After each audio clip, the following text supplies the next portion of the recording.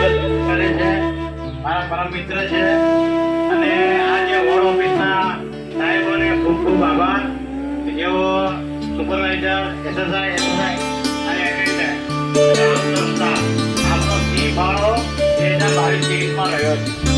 ત્યારે આ પહેલી વારના લગ્ન સફળ થયા.